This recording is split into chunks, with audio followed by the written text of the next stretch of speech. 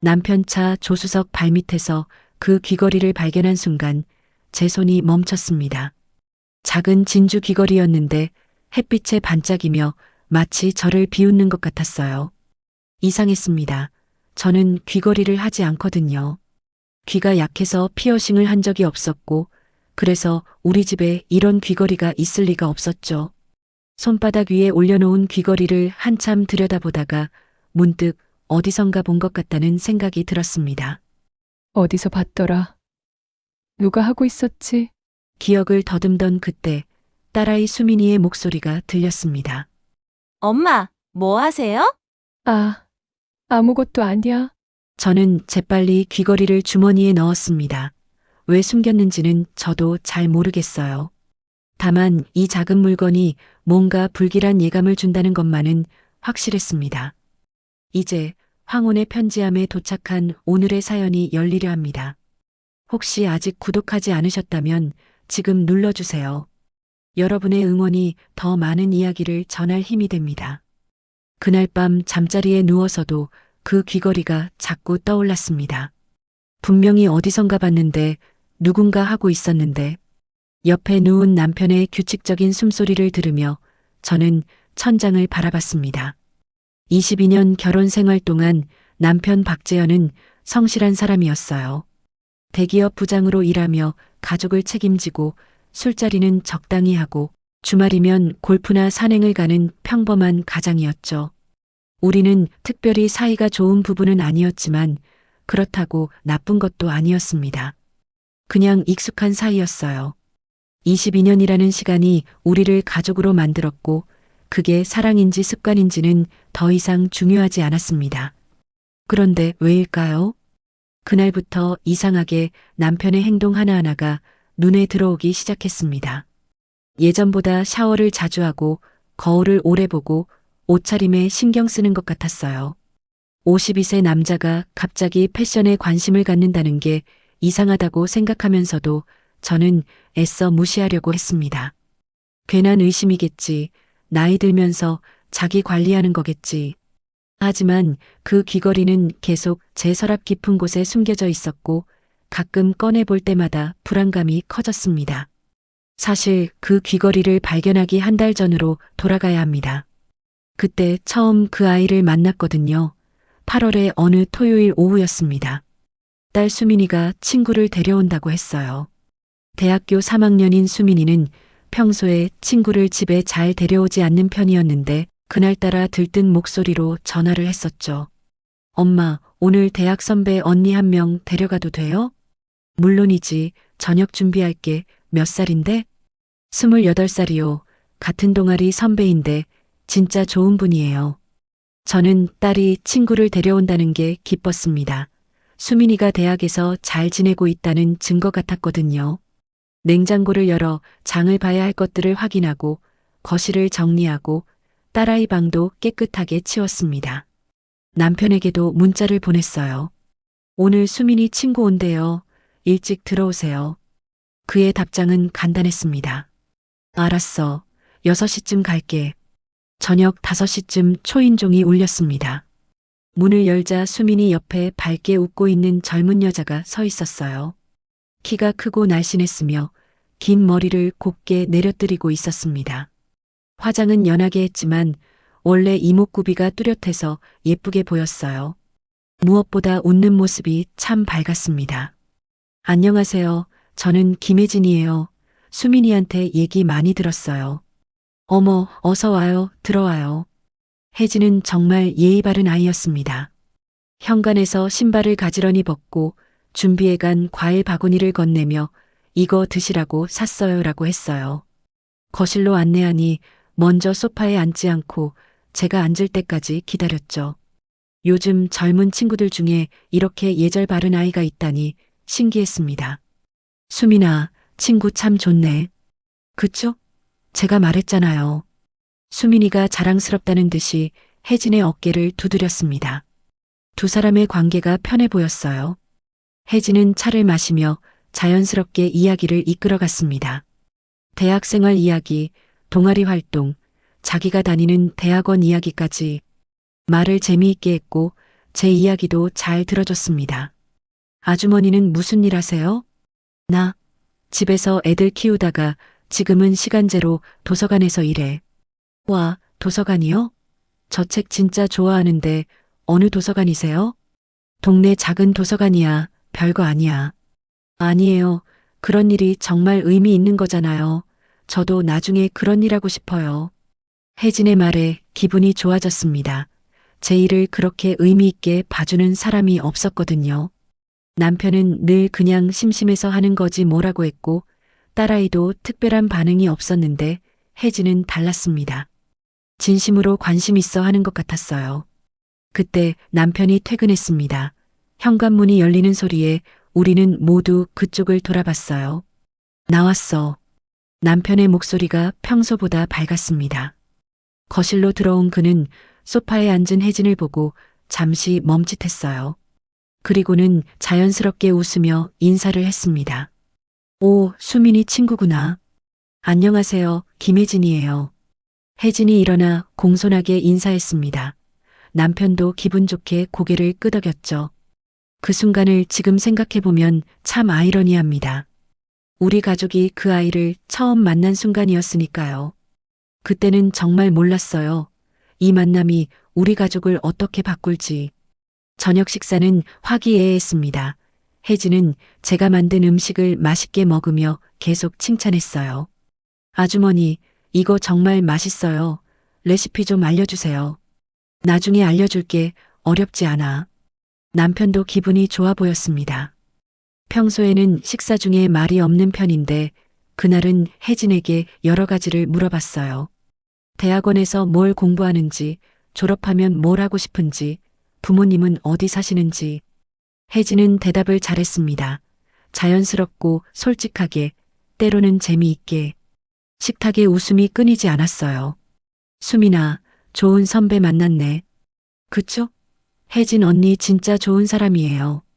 수민이가 환하게 웃으며 혜진의 팔을 잡았습니다. 혜진도 수민이를 다정하게 바라보며 웃었어요. 그 모습이 참 예뻤습니다. 자매 같기도 하고 친구 같기도 하고 저는 속으로 생각했어요. 수민이가 이런 선배를 만나서 다행이다. 인생에 좋은 멘토가 되어줄 것 같다. 식사 후 설거지를 하는데 혜진이 따라 나왔습니다. 아주머니, 제가 도와드릴게요. 아니야, 괜찮아, 손님인데. 아니에요, 제가 할게요. 혜진은 제 말을 듣지 않고 앞치마를 두르고 설거지를 도왔습니다. 그 모습이 참 기특했어요. 요즘 젊은 친구들은 설거지 같은 걸 잘 안 하려고 하는데 혜진은 달랐습니다. 능숙하게 그릇을 닦고 싱크대도 깨끗하게 정리했어요.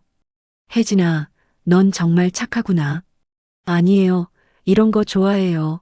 제가 요리도 좋아하거든요. 그래. 그럼 나중에 같이 요리해도 되겠네. 정말요? 저 요리 배우고 싶었어요. 그날 밤 혜진이 돌아간 후 가족끼리 거실에 앉아 있었습니다. 수민이가 먼저 말했어요. 혜진 언니 괜찮죠? 응, 정말 좋은 친구네. 자주 데려와. 남편도 동의했습니다. 예의도 바르고 말도 잘하고 좋은 친구 만났다. 그때는 정말 그렇게 생각했어요. 딸아이가 좋은 선배를 만나서 다행이라고. 우리 가족에게 밝은 에너지를 주는 아이라고. 하지만 그게 얼마나 큰 착각이었는지 그날은 몰랐습니다. 그날 밤 저는 행복한 마음으로 잠들었어요. 우리 가족이 참 평화롭다고 생각하며 하지만 그 평화는 이미 금이 가기 시작하고 있었습니다. 보이지 않는 곳에서 아주 조금씩 그 후로 혜진은 우리 집에 자주 왔습니다. 일주일에 한두 번씩 수민이와 함께 놀러 왔고 때로는 혼자 오기도 했어요. 처음에는 이상하다고 생각했습니다. 6살 차이 나는 후배 집에 이렇게 자주 오는 게 보통은 아니니까요. 하지만 혜진은 아주머니 음식이 너무 맛있어서요. 집이 너무 편안해서요라고 했고 저는 그 말을 믿었습니다. 아니, 믿고 싶었던 건지도 모르겠어요. 혜진이 올 때마다 저는 음식을 준비했습니다. 그 아이가 좋아하는 떡볶이, 잡채, 불고기. 혜진은 정말 맛있게 먹었어요. 그리고 늘 다음에 제가 뭐 해올게요라고 했죠. 실제로 몇 번은 케이크나 과일을 사왔습니다. 저는 그런 혜진이 기특했어요. 요즘 젊은 친구들 중에 이렇게 챙기는 아이가 드물다고 생각했거든요. 그런데 이상한 점이 하나 있었습니다. 혜진이 올 때마다 남편이 일찍 퇴근했어요. 보통은 저녁 8시나 9시에 들어오는데 혜진이 오는 날은 6시쯤 들어왔습니다. 처음에는 딸 친구가 왔으니까 일찍 오는 거겠지라고 생각했어요. 좋은 아빠의 모습이라고. 하지만 지금 생각해보면 그때부터였습니다. 뭔가 이상하다는 느낌이 들기 시작한 게 귀걸이를 발견하고 2주가 지났습니다. 그 사이 저는 남편과 혜진을 유심히 관찰하기 시작했어요. 아니, 관찰이라기보다는 감시에 가까웠죠. 제 자신이 이렇게까지 해야 하나 싶으면서도 멈출 수가 없었습니다. 한번 의심이 시작되니까 모든 게 수상해 보이더라고요. 그리고 이상한 패턴을 발견했습니다. 혜진이 우리 집에 오는 날이면 남편이 일찍 퇴근했어요. 반대로 혜진이 오지 않는 날에는 남편이 늦게 들어왔고요. 우연일까요? 아니면 뭔가 이유가 있는 걸까요? 화요일이었습니다. 수민이에게서 문자가 왔어요. 엄마, 오늘 도서관에서 공부하고 늦게 갈 것 같아요. 알았어. 조심해서 다녀와. 저는 남편에게도 문자를 보냈습니다. 오늘 저녁 뭐 먹고 싶어요? 1시간이 지나서야 답장이 왔습니다. 오늘 야근이야. 저녁 먼저 먹어. 야근 또 야근이네요. 혜진이 안 오는 날이면 꼭 야근이라고 했습니다. 저는 달력을 펼쳐봤어요. 지난 한 달간의 기록을 체크해봤습니다. 놀라웠어요. 혜진이 우리 집에 온 날은 총 8번, 그 8번 모두 남편이 6시 전에 퇴근했습니다. 반대로 혜진이 오지 않은 날 중 절반 이상은 남편이 8시 넘어서 들어왔어요. 우연치고는 너무 정확한 패턴이었습니다. 그날 저녁 남편은 밤 10시가 넘어서 들어왔습니다. 피곤해 보였어요. 아니, 피곤한 척하는 것 같았어요. 야근 힘들었어? 응, 프로젝트 마감이 다가와서. 무슨 프로젝트? 신규 고객사 제안서. 남편이 잠시 머뭇거렸습니다. 대답을 생각하는 것 같았어요. 거짓말할 때 나오는 그런 짧은 침묵 말이에요. 그래, 고생했네, 씻고 자. 응. 남편이 욕실로 들어가자 저는 재빨리 남편의 가방을 열어봤습니다. 노트북, 서류, 필기구. 평소와 다를 게 없었어요. 하지만 뭔가 이상했습니다. 서류가 너무 깨끗했어요. 야근을 했으면 메모라도 있어야 하는데 아무 흔적도 없었습니다. 마치 가방을 들고 나갔다가 그냥 들고 온 것 같았어요. 다음 날 수요일 수민이에게서 전화가 왔습니다. 엄마, 오늘 혜진 언니와도 괜찮아요? 그래, 좋아. 6시쯤 갈게요. 수민이가 전화를 끊자마자 저는 시계를 봤습니다. 오후 4시 남편에게서 문자가 올 시간이었어요. 그리고 정말로 10분 후에 문자가 왔습니다. 오늘 일찍 들어갈게. 6시쯤 도착할 것 같아. 소름이 돋았습니다. 어떻게 알았을까? 혜진이 온다는 걸. 혹시 혜진이가 남편에게 연락한 걸까? 오늘 수민이네 갈게요라고. 그럼 두 사람은 연락하고 지내는 거네요. 얼마나 자주 무슨 이야기를. 손이 떨렸습니다. 저녁 준비를 하면서도 계속 생각이 꼬리를 물었어요. 그날 식탁에 앉은 네 사람, 수민이는 행복해 보였고 혜진은 밝게 웃고 있었고 남편도 기분 좋게 이야기했습니다. 저만 혼자 이 식탁이 거짓으로 가득하다는 걸 알고 있는 것 같았어요. 혜진과 남편은 절대 눈을 마주치지 않았습니다. 너무 조심스럽게 피하는 게 오히려 더 이상해 보였어요. 보통 사람들은 대화할 때 자연스럽게 눈을 마주치잖아요. 근데 두 사람은 의도적으로 피하고 있었습니다. 아빠, 요즘 일찍 오시네요? 수민이가 물었습니다. 응, 프로젝트가 어느 정도 마무리돼서. 어제는 야근했잖아. 제가 끼어들었습니다. 남편이 잠깐 당황하는 표정을 지었어요. 어제는 마감 직전이었고 오늘은 제출했으니까. 아, 그렇구나. 혜진이 물을 마시다가 사례가 들렸습니다. 기침을 하며 얼굴이 빨개졌어요. 괜찮아, 혜진아? 네, 죄송해요. 왜 사과를 하는 걸까요? 괜찮냐고 물었는데. 죄책감이 있는 사람만 괜찮다는 말에도 미안하다고 하는 법이죠. 식사 후 혜진이 일찍 가겠다고 했습니다. 아주머니, 오늘은 일찍 들어가 볼게요. 내일 발표 준비가 있어서. 그래, 발표 잘하고. 감사합니다. 다음에 또 올게요. 혜진이 현관문을 나간 게 8시 30분쯤이었습니다. 그리고 정확히 15분 후 남편이 말했어요. 나 잠깐 나갔다 올게. 어디? 편의점, 담배 떨어져서. 집에 담배 있잖아. 그 브랜드 말고 다른 거 피우고 싶어서. 말도 안 되는 핑계였습니다. 남편은 10년 넘게 같은 담배만 피웠거든요. 브랜드를 바꾼 적이 없었어요. 그래, 다녀와. 남편이 나가자 저는 재빨리 외투를 걸쳤습니다. 수민이 방에서 음악이 들렸어요. 공부하는 중이겠죠. 저는 조용히 현관문을 열고 나갔습니다. 계단을 내려가 1층 로비에서 유리문 너머를 봤어요. 남편이 아파트 정문을 나가는 게 보였습니다. 저도 따라 나갔습니다. 멀찍이 떨어져서요. 남편은 편의점으로 가지 않았습니다. 반대 방향으로 걸어갔어요. 아파트 단지 뒤쪽 작은 공원으로 향했습니다. 가로등이 희미한 곳이었어요. 저는 나무 뒤에 숨어서 지켜봤습니다. 그리고 봤어요. 벤치에 앉아 있는 혜진을. 남편이 다가가자 혜진이 일어났습니다. 두 사람이 마주 섰어요. 말을 주고받는 게 보였지만 거리가 멀어서 내용은 들리지 않았습니다. 그런데 분위기가 심상치 않았어요. 남편이 혜진의 손을 잡았습니다. 혜진이 고개를 숙였어요. 남편이 혜진의 턱을 들어 올렸습니다. 그리고 저는 차마 더 볼 수가 없었습니다. 뒤돌아서 뛰었어요. 숨도 제대로 쉬지 못하면서 뛰었습니다. 눈물이 쏟아졌어요. 집에 돌아와 현관문을 닫자마자 주저앉았습니다. 정말이구나, 정말이었어. 남편이 혜진이와 딸 친구와 우리 집에 드나들던 그 아이와 얼마나 그렇게 앉아 있었을까요? 현관문이 열리는 소리가 들렸습니다. 남편이 들어왔어요. 저는 재빨리 일어나 거실로 갔습니다. 소파에 앉아 TV를 켰어요. 아무 프로그램이나. 담배 사왔어? 목소리가 떨리지 않게 하려고 애썼습니다. 응. 남편이 편의점 봉지를 보여줬습니다. 담배가 들어 있었어요. 결국 편의점에도 들렀나 봅니다. 알리바이를 만들려고. 오래 걸렸네. 산책 좀 하고 왔어. 그래. 남편이 옆에 앉았습니다. 같은 소파에 22년을 함께 산 사람이 갑자기 낯설었어요. 이 사람은 누구지? 내 남편이 맞나?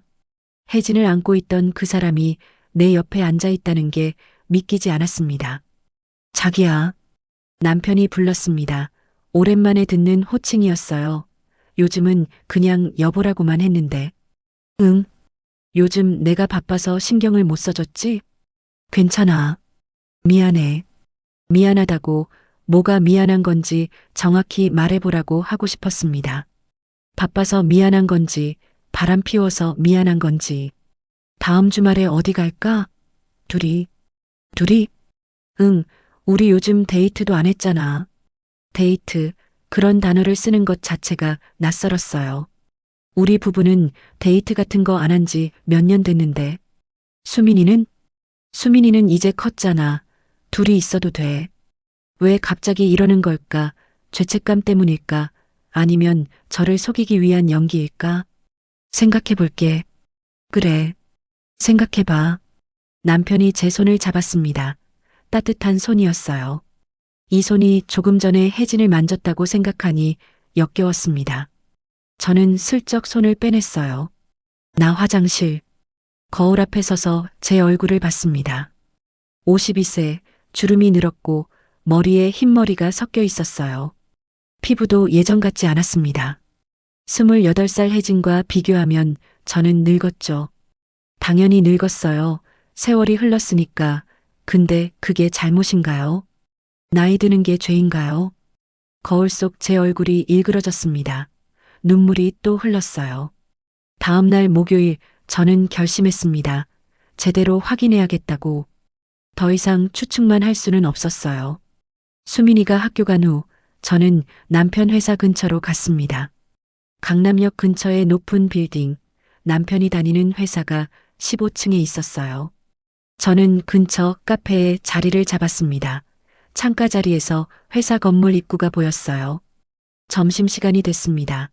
12시가 넘자 직장인들이 하나둘 건물에서 나오기 시작했어요. 저는 커피를 홀짝이며 입구를 지켜봤습니다. 12시 15분쯤 남편이 나왔습니다. 혼자였어요. 다행이다. 혼자네. 그런데 10m쯤 걸어가더니 멈췄습니다. 뒤를 돌아봤어요. 그리고 누군가를 기다리는 듯한 표정. 1분쯤 지났을까요? 건물에서 또 한 명이 나왔습니다. 긴 생머리의 여자 혜진이었습니다. 심장이 멈춘 것 같았어요. 혜진이 남편 회사에 왜 있는 거죠? 대학원생인데.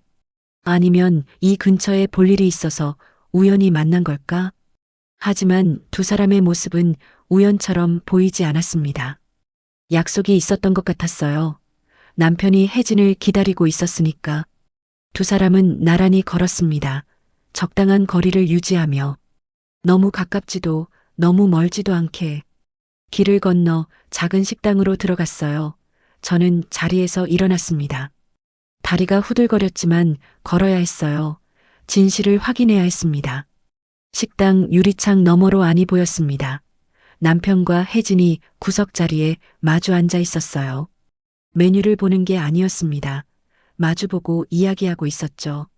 남편의 표정이 제가 본 적 없는 표정이었어요. 부드럽고 다정하고 행복해 보였습니다. 혜진도 웃고 있었어요. 남편이 뭔가 말하자 혜진이 얼굴을 붉혔습니다. 수줍어하는 모양새였어요. 더 이상 볼 수 없었습니다. 저는 발걸음을 돌렸어요. 식당 안으로 들어가서 소리치고 싶었지만 용기가 나지 않았습니다. 아니, 아직은 아니었어요. 더 준비해야 했어요. 제대로 준비해서 제대로 끝내야 했습니다. 그냥 감정적으로 폭발하면 오히려 제가 손해예요. 냉정해야 했습니다. 집으로 돌아오는 길에 눈물이 났습니다. 지하철 안에서 사람들 사이에서 저는 소리 없이 울었어요. 그리고 결심했습니다. 이제 딸한테 말해야겠다고. 수민이에게 진실을 알려야 한다고. 혼자서는 감당할 수 없을 것 같았어요. 집에 돌아와서도 한참을 멍하니 앉아 있었습니다. 식탁에 앉아서 아무 생각도 하지 못한 채 시계를 보니 오후 2시였어요. 수민이는 6시쯤 들어올 거고 남편은 7시쯤 퇴근하겠죠. 시간이 있었습니다. 딸에게 뭐라고 말해야 할까, 어떻게 시작해야 할까 손이 떨렸어요.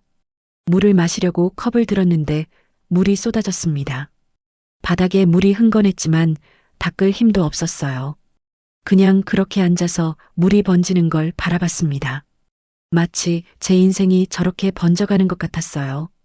22년 결혼 생활이 바닥에 쏟아진 물처럼 흩어지고 있었습니다. 휴대폰이 울렸습니다. 수민이었어요. 엄마, 오늘 일찍 갈게요. 4시쯤 도착할 것 같아요. 그래, 조심해서 와. 혹시 혜진 언니 오라고 할까요? 언니가 저녁같이 먹고 싶대요. 그 이름을 듣는 순간 속이 뒤집혔습니다. 혜진, 김혜진, 우리 가족을 망가뜨리고 있는 그 아이. 딸의 친구인 척, 착한 후배인 척 하면서 남편과 불륜을 저지르는. 엄마, 아니, 오늘은 안 돼. 왜요? 무슨 일 있어요? 수민아, 너랑 할 얘기가 있어. 혜진이 말고 너만 와. 무슨 얘기인데요? 와서 얘기하자. 중요한 거야. 전화를 끊고 나서 한숨을 쉬었습니다. 이제 정말 말해야 하는구나. 딸에게 아빠가 외도하고 있다고, 그것도 내 친구와. 수민이가 얼마나 충격받을까. 저는 거실을 정리하고 차를 끓였습니다. 캐모마일 차 마음을 진정시켜주는, 근데 이런 차로 진정이 될까요? 아무리 마셔도 심장은 계속 두근거렸습니다. 4시 10분쯤 현관문이 열렸습니다. 수민이가 들어왔어요. 표정이 굳어 있었습니다. 이미 뭔가 심상치 않다는 걸 느낀 것 같았어요. 엄마, 무슨 일이에요? 앉아, 수민아. 엄마가 무서워요. 대체 무슨 일인데? 앉아봐. 차 마시면서 천천히 얘기하자. 수민이가 소파에 앉았습니다. 저도 맞은편에 앉았어요. 어디서부터 시작해야 할까?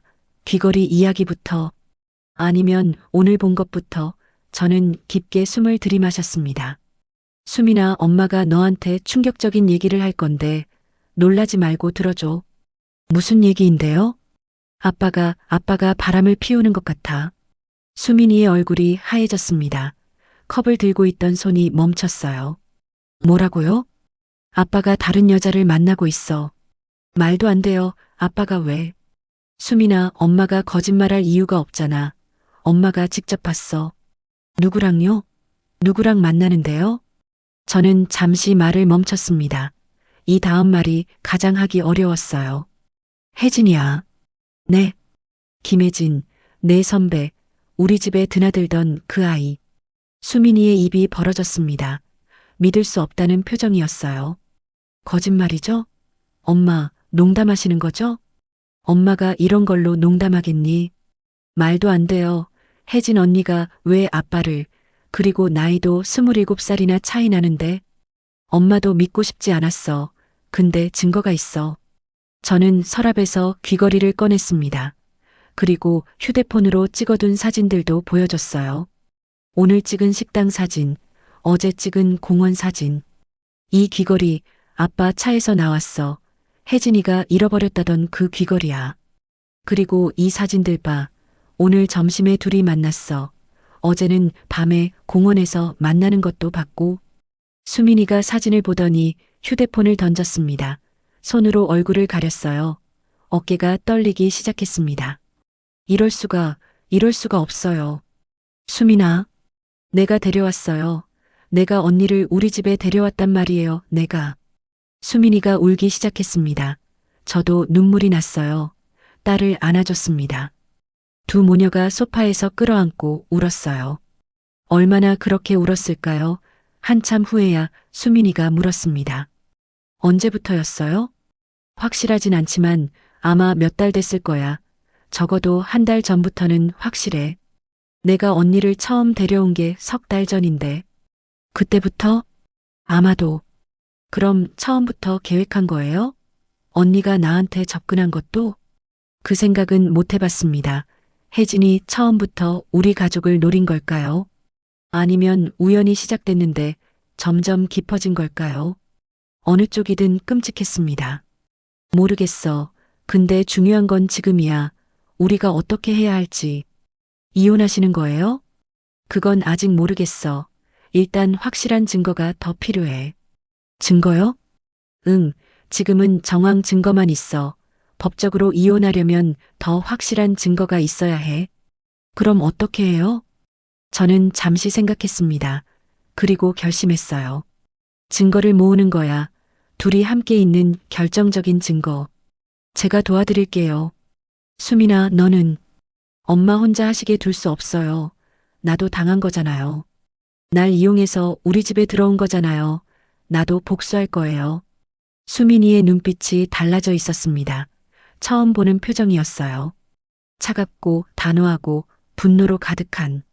저는 딸에게 미안하면서도 고마웠습니다. 무너지지 않고 함께 싸우겠다는 게. 고마워, 수민아. 엄마, 우리를 건드린 게 얼마나 큰 실수였는지 똑똑히 보여줄 거예요.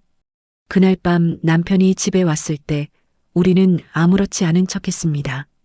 저녁을 차리고 함께 먹고 TV를 보고 평소와 다를 게 없었어요. 하지만 식탁 아래에서 수민이가 제 손을 꽉 잡았습니다. 우리의 비밀스러운 연대, 남편은 몰랐어요. 자기가 들킨 줄도, 딸이 이미 알고 있다는 것도, 우리가 계획을 세우고 있다는 것도. 수민아, 요즘 혜진이는 어때? 남편이 물었습니다. 태연하게, 마치 아무 일도 없다는 듯이. 잘 지내요. 요즘 바쁘다고 자주는 못 봐요. 수민이도 태연했습니다. 연기를 하고 있었던 거죠. 저보다 훨씬 잘했어요. 그래, 좋은 선배인데 자주 놀아. 네, 아빠. 속으로 욕이 나왔습니다. 좋은 선배라니. 자기가 바람 피우는 상대를 딸한테 자주 만나라고 하다니. 염치가 없는 것도 정도가 있죠. 저는 참았습니다. 폭발하고 싶었지만 참았어요. 아직은 때가 아니니까. 다음날 금요일 수민이와 저는 작전 회의를 했습니다. 남편이 출근하고 집에 둘만 남았을 때였어요. 엄마, 일단 증거 수집부터 해야 해요. 어떻게? 아빠 휴대폰이요. 거기에 분명히 뭔가 있을 거예요. 비밀번호를 모르는데. 알아낼 수 있어요. 아빠 생일, 우리 생일, 결혼기념일. 이런 거 넣어보면 되잖아요. 그리고 문자랑 통화 기록 확인하고 사진도 봐야 해요. 혹시 모르니까 아빠 노트북도. 수민아, 넌 어떻게 이런 걸 다 알아? 드라마에서 봤어요. 드라마라니 우리 인생이 드라마가 돼버렸네요. 그것도 막장 드라마로. 그리고 혜진 언니 쪽도 확인해야 해요. 어떻게? 제가 언니한테 연락할게요. 자연스럽게 만나서 떠보는 거죠. 혹시 말실수라도 하면 녹음하고. 위험하지 않을까? 괜찮아요. 제가 잘할 수 있어요. 어차피 언니는 제가 모른다고 생각할 테니까. 수민이가 무섭게 느껴졌습니다. 아니, 대견했어요. 딸이 이렇게 냉철할 수 있다는 게 저보다 훨씬 침착하고 계획적이었어요. 엄마, 그리고 가장 중요한 거. 뭔데? 절대 감정적으로 행동하시면 안 돼요. 지금 당장 아빠한테 따지고 싶으시겠지만 참으셔야 해요. 증거를 다 모을 때까지는. 알아. 그리고 혜진 언니 만나도 티 내시면 안 돼요. 평소처럼 대하셔야 해요. 그게 될까? 하셔야죠. 우리가 이기려면. 수민이 말이 맞았습니다. 감정을 억누르고 냉정하게 증거를 모으고 완벽하게 준비해야 했어요. 그래야 나중에 후회 없이 끝낼 수 있으니까. 그날 오후 수민이가 혜진에게 전화를 걸었습니다. 제 옆에서요. 스피커폰으로 틀어서 저도 들을 수 있게. 언니, 나 수민이야. 수민아. 왜? 언니, 이번 주말에 시간 돼? 카페 갈래? 주말? 토요일은 좀 그런데 일요일은 어때? 좋아. 일요일 2시에 우리 단골 카페에서 보자. 응, 알았어. 그때 봐. 전화를 끊고 수민이가 말했습니다. 토요일은 안 된대요. 분명히 아빠 만날 거예요. 그럼 토요일에 아빠를 미행해야겠네. 제가 할게요. 엄마는 집에 계세요. 제가 아빠 뒤를 밟아서 어디 가는지 확인할게요. 위험하지 않을까? 괜찮아요. 아빠는 제가 집에 있는 줄 알 테니까. 수민이의 계획이 치밀했습니다. 저는 딸이 언제 이렇게 컸나 싶었어요. 그리고 슬펐습니다. 이런 일이 없었다면 딸이 이렇게까지 강해질 필요가 없었을 텐데. 토요일 아침 남편이 말했습니다. 오늘 골프 약속 있어서 나갔다 올게. 그래, 다녀와. 골프, 거짓말인 게 뻔했어요. 남편이 나간 후 30분쯤 지나서 수민이도 조용히 집을 나갔습니다. 저는 혼자 집에 남았어요. 기다리는 게 이렇게 힘든 줄 몰랐습니다. 시계를 보고 또 보고 휴대폰을 확인하고 또 확인하고 오후 3시쯤 수민이에게서 사진이 왔습니다. 호텔 주차장에 세워진 남편 차, 그리고 문자. 아빠가 강남에 있는 호텔에 들어갔어요. 혜진 언니도 같이 들어가는 거 봤어요. 지금 로비에서 기다리고 있어요. 손이 떨렸습니다. 둘이 호텔에 더 이상 의심의 여지가 없었습니다. 저는 답장을 보냈어요. 사진 더 찍을 수 있어? 네, 나올 때 찍을게요. 2시간을 기다렸습니다. 2시간이 마치 이틀 같았어요. 5시쯤 수민이에게서 또 사진이 왔습니다. 호텔에서 나오는 남편과 혜진, 나란히 걷고 있는 모습. 남편이 혜진의 허리에 손을 올리고 있었습니다. 결정적 증거였어요. 수민이가 집에 돌아왔을 때 저는 딸을 꽉 안아줬습니다. 고생했어, 수민아. 엄마, 이제 증거 충분하죠? 응, 충분해. 그럼 이제 뭐 할 거예요? 저는 딸의 눈을 똑바로 바라봤습니다. 복수할 거야, 제대로. 일요일 오후 2시 수민이는 약속대로 혜진을 만나러 나갔습니다. 저는 딸의 가방에 몰래 녹음 앱을 켜둔 휴대폰을 넣어줬어요. 수민이가 나가면서 제 손을 꼭 잡았습니다. 엄마, 걱정 마세요. 잘하고 올게요. 조심해. 너무 티내지 말고. 네. 딸이 나간 후 저는 집에서 기다렸습니다. 또 기다림이었어요. 이틀 내내 기다리기만 하는 것 같았습니다. 창밖을 보고 시계를 보고 차를 끓이고 마시지도 못하고 남편은 서재에서 뭔가 하고 있었어요. 태연하게 마치 어제 호텔에 가지 않았던 것처럼 4시쯤 수민이에게서 문자가 왔습니다. 끝났어요. 지금 가요. 대박이에요. 대박이라니 무슨 말을 들었길래 저는 현관문만 바라봤어요. 30분쯤 지나서 문이 열렸습니다. 수민이가 들어왔고 저는 손가락을 입술에 대며 조용히 하라는 신호를 보냈어요. 남편이 있으니까 우리는 수민이 방으로 들어갔습니다. 문을 닫고 수민이가 휴대폰을 꺼냈어요. 엄마, 이거 들어보세요. 녹음 파일을 재생했습니다. 카페 소음과 함께 두 사람의 목소리가 들렸어요. 언니, 요즘 어때? 응, 그냥 그래. 무슨 일 있어?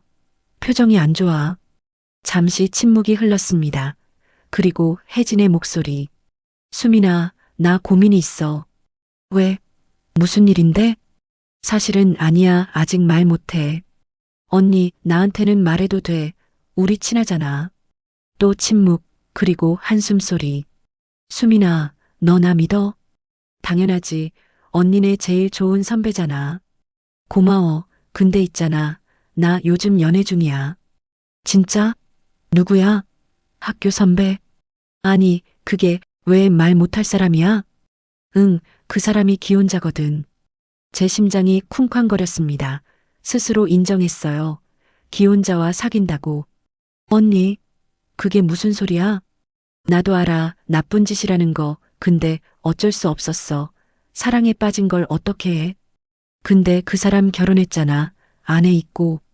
알아. 근데 그 사람 말로는 아내랑 사이가 안 좋대. 이미 마음이 떠난 지 오래됐대. 전형적인 불륜남의 변명이었습니다. 저는 주먹을 불끈 쥐었어요. 그래도 이혼 안 했잖아. 곧 할 거래.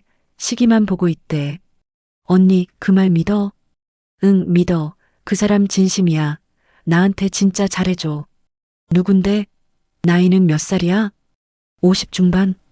50 중반? 언니보다 20살 훨씬 넘게 많잖아. 나이가 뭐가 중요해. 중요한 건 마음이지. 수민이의 연기가 대단했습니다. 놀란 척, 걱정하는 척 완벽하게 해내고 있었어요. 그래도 언니, 그 사람 가족은 어떻게 해? 아내도 있고 자식도 있을 텐데. 자식? 응, 딸 하나 있다고 했어. 대학생. 그 애는 어떻게 하고? 이혼하면 엄마랑 살겠지 뭐 아니면 혼자 살 수도 있고. 이미 다 컸는데. 저는 귀를 의심했습니다. 수민이를 그렇게 생각하고 있었다니. 이혼하면 알아서 살 거라고 마치 남의 일처럼 말하고 있었어요. 수민이가 바로 그 딸인데. 언니, 그래도 그건 너무한 거 아니야? 나도 알아. 근데 어쩌겠어. 이미 사랑해버렸는걸. 그 사람이 정말 이혼할까? 할 거야. 나만 믿으래. 근데 언니, 혹시 그 사람이 거짓말하는 거 아니야? 남자들이 원래 그런다잖아. 이혼한다고 하고 안 하고. 아니야, 그 사람은 달라. 진심이야. 어떻게 확신해? 선물도 많이 줬어. 이것 봐. 이 목걸이.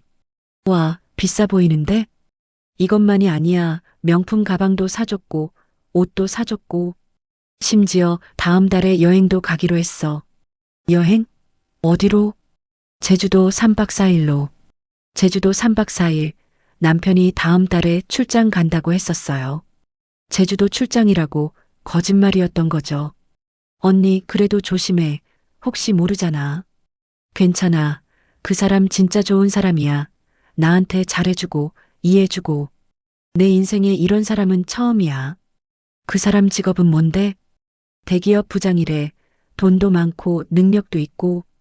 이름은? 그건 말 못해. 미안. 알았어. 근데 언니, 정말 괜찮아? 후회 안 해? 응, 후회 안 해. 이게 내 선택이니까. 녹음은 거기서 끝났습니다. 수민이가 휴대폰을 내려놓으며 말했어요. 엄마, 들으셨죠? 저는 말을 할 수가 없었습니다. 너무 화가 나서. 혜진의 말 한마디 한마디가 칼처럼 가슴을 찔렀어요. 수민이를 남의 자식처럼 말하고 저를 마음이 떠난 아내라고 하고 남편이 진심이라고 믿고 엄마, 울지 마세요. 안 울어. 화가 나는 거야. 저도요. 저를 그렇게 생각하다니 이혼하면 알아서 살 거라고 자기가 뭔데. 수민아, 잘했어. 정말 잘했어. 이제 이거 어떻게 해요? 증거로 쓸 거야. 그리고 저는 잠시 생각했습니다. 이제 준비는 거의 끝났어요. 증거도 충분히 모았고 녹음도 있고 이제 마지막 단계만 남았습니다. 변호사를 만나야겠어. 이혼 변호사요? 응. 다음 날 월요일 저는 도서관 일을 쉬고 변호사 사무실에 갔습니다. 수민이도 학교를 빠지고 함께 갔어요. 변호사는 40대 여성이었는데 차분하고 전문적으로 보였습니다. 사건 개요를 설명해 주시겠어요? 저는 처음부터 끝까지 설명했습니다. 귀걸이를 발견한 것, 남편과 혜진의 관계, 호텔 사진, 녹음 파일까지 변호사는 꼼꼼하게 메모하며 들었어요. 증거가 아주 충분하네요. 이 정도면 이혼 소송에서 100% 승소하실 겁니다. 위자료는요? 상대가 유책 배우자니까 당연히 받으실 수 있어요. 금액은 결혼 기간, 상대방 재산, 잘못의 정도를 고려해서 산정되는데 최대한 많이 받고 싶어요. 물론이죠. 22년 결혼 생활에 배우자가 딸의 친구와 불륜을 저질렀으니 정상 참작의 여지가 없습니다. 제가 보기엔 최소 3억에서 5억까지도 가능할 것 같아요. 재산 분할은요?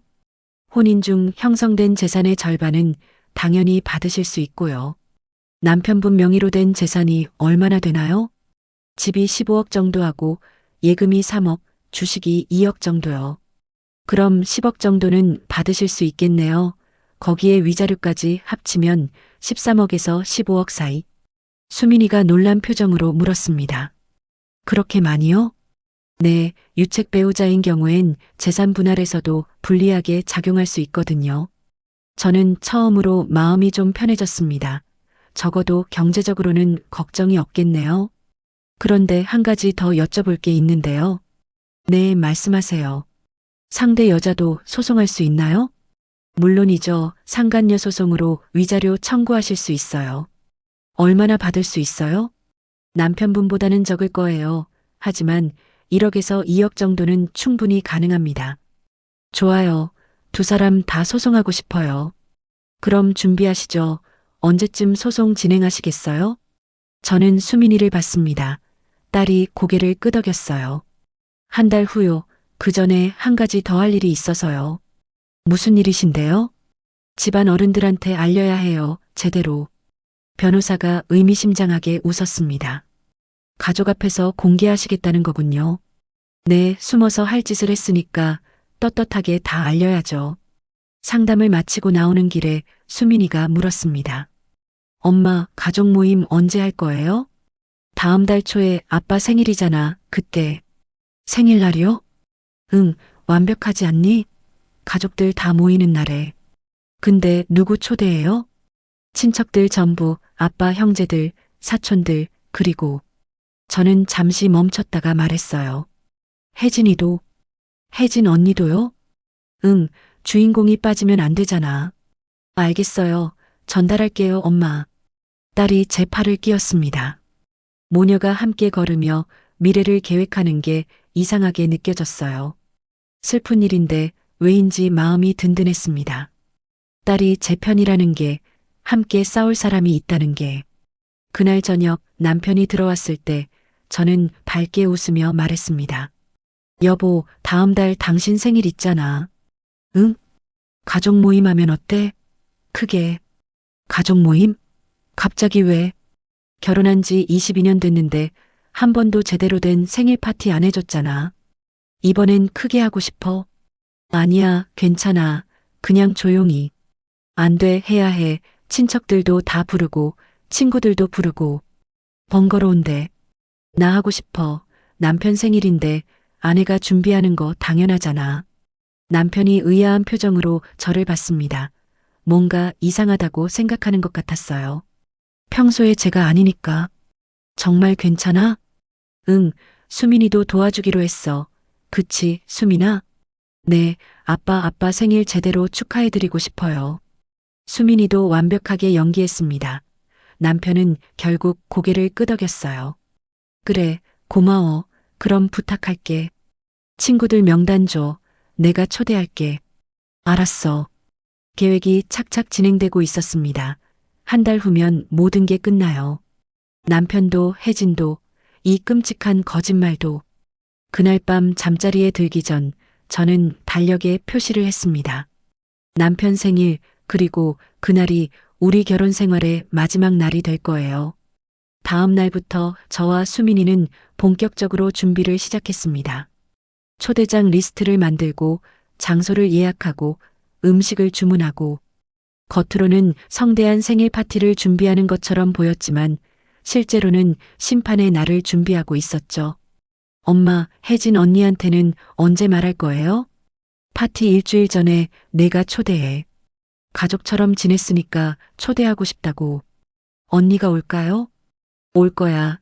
남편 보고 싶을 테니까. 그리고 정말로 계획대로 흘러갔습니다. 파티 일주일 전 수민이가 혜진에게 전화를 걸었어요. 언니, 우리 아빠 생일 파티 하는데 와줄 수 있어? 생일 파티? 나도? 응, 언니 거의 가족 같잖아. 꼭 와줘. 그래도 내가 가도 되나? 당연하지. 엄마도 꼭 오라고 하셨어. 잠시 침묵이 흘렀습니다. 혜진이 고민하는 게 느껴졌어요. 알았어, 갈게. 고마워, 언니. 전화를 끊고 수민이가 말했습니다. 온대요. 잘했어. 엄마, 떨려요. 나도 근데 해야 해. 네, 똑똑히 보여주자고요. 우리 모녀는 손을 맞잡았습니다. 이제 일주일 남았어요. 일주일 후면 모든 게 끝나요. 파티까지 일주일. 그 일주일 동안 저와 수민이는 마지막 증거를 모으는데 집중했습니다. 변호사가 말했어요. 증거는 많을수록 좋다고. 특히 금전적인 부분에 증거가 있으면 더 유리하다고. 저는 남편의 돈 흐름을 추적하기 시작했습니다. 평소에는 가계부만 쓰고 남편의 통장은 잘 확인하지 않았는데 이제는 달랐어요. 남편이 출근한 후 서재에 들어가 서랍을 하나하나 뒤졌습니다. 통장이 있을 거예요. 어딘가에 제가 모르는 비밀 계좌가. 책장 뒤편에서 작은 금고를 발견했습니다. 비밀번호가 필요했어요. 저는 여러 번호를 시도해 봤습니다. 남편 생일, 제 생일, 수민이 생일, 결혼기념일 다 틀렸어요. 그럼 뭘까? 저는 문득 생각이 났습니다. 수민이에게 전화를 걸었어요. 수진아, 혹시 혜진이 생일이 언제니? 대답을 듣고 눌렀습니다. 0927 9월 27일 혜진의 생일이었습니다. 찰칵 금고가 열렸습니다. 속에서 통장 2개가 나왔습니다. 제 이름으로 된 게 아니었어요. 남편 명의였는데 제가 모르는 통장이었죠. 첫 번째 통장을 펼쳤습니다. 잔액이 8천만 원. 거래 내역을 보니 매달 조금씩 돈이 들어오고 있었어요. 어디서 나온 돈일까? 두 번째 통장은 더 충격적이었습니다. 잔액 1억 2천만 원, 그리고 거래 내역에 혜진의 이름이 보였어요. 송금 매달 200만 원씩 3개월간 총 600만 원을 혜진에게 보낸 거였습니다. 휴대폰으로 사진을 찍었습니다. 모든 페이지를 증거로 쓸 거예요. 그리고 통장을 다시 금고에 넣고 잠갔습니다. 남편이 눈치채면 안 되니까 저는 서재에서 나와 소파에 주저앉았어요. 손이 떨렸습니다. 매달 200만 원, 그 돈이면 수민이 등록금을 낼 수 있었어요. 우리 집 보일러를 고칠 수 있었어요. 그런데 남편은 그 돈을 혜진에게 보내고 있었습니다. 수민이에게 전화를 걸었습니다. 수민아, 집에 와, 급해. 왜요? 무슨 일이에요? 와서 얘기할게. 1시간 후 수민이가 집에 왔습니다. 저는 찍어둔 사진을 보여줬어요. 이게 뭐예요? 아빠가 숨겨둔 통장이야. 그리고 이거 봐. 매달 혜진한테 200만 원씩 보냈어. 200만 원? 응, 3달 동안. 미친. 수민이가 욕을 했습니다. 평소에는 절대 하지 않는데. 엄마, 이거 법인카드는 확인 안 해봤어요? 법인카드? 네, 아빠 회사 법인카드요. 혹시 그걸로 호텔비나 선물 산 거 아닐까요? 어떻게 확인해? 아빠 가방에 법인카드 영수증 있을 거예요. 회사에서 정산할 때 필요하니까 모아뒀을 거고. 수민이 말이 맞았습니다. 저는 현관에 있는 남편 가방을 가져왔어요. 지퍼를 열고 안주머니를 뒤졌습니다. 영수증이 여러 장 나왔어요. 식당, 주유소, 편의점. 그리고 그 사이에 끼어 있던 호텔 영수증, 법인카드로 결제된 것이었습니다. 호텔명, 날짜, 금액, 모든 게 적혀 있었어요. 그리고 또 다른 영수증들, 백화점, 명품 매장, 보석가게, 전부 법인카드였습니다. 엄마, 이거 완전 횡령이잖아요. 그러게. 회사에 알리면 아빠 잘릴 거예요. 알아야지, 당연히. 저는 모든 영수증을 사진으로 찍었습니다. 그리고 다시 가방에 넣어뒀어요. 증거가 계속 쌓여갔습니다. 이혼 소송뿐만 아니라 회사에서도 문제가 될 거예요. 남편은 직장을 잃을 겁니다. 경력에도 큰 오점이 남을 거고. 하지만 저는 죄책감이 들지 않았어요. 남편이 자초한 일이니까. 수민아, 혜진이한테 한 번만 더 연락해 줄래? 또요? 응, 아빠한테서 선물 받은 거 자랑 좀 하라고 해봐. 무슨 선물이요? 명품 가방이나 보석이나 그런 거. 아, 사진 찍으라는 거죠? 응, 증거로 쓸 거야. 수민이가 혜진에게 문자를 보냈습니다. 언니, 요즘 명품 가방 샀다며? 사진 좀 보여줘. 답장은 금방 왔습니다. 사진과 함께. 어떻게 알았어? 남자친구가 사줬어. 사진 속 가방은 명품 브랜드였어요.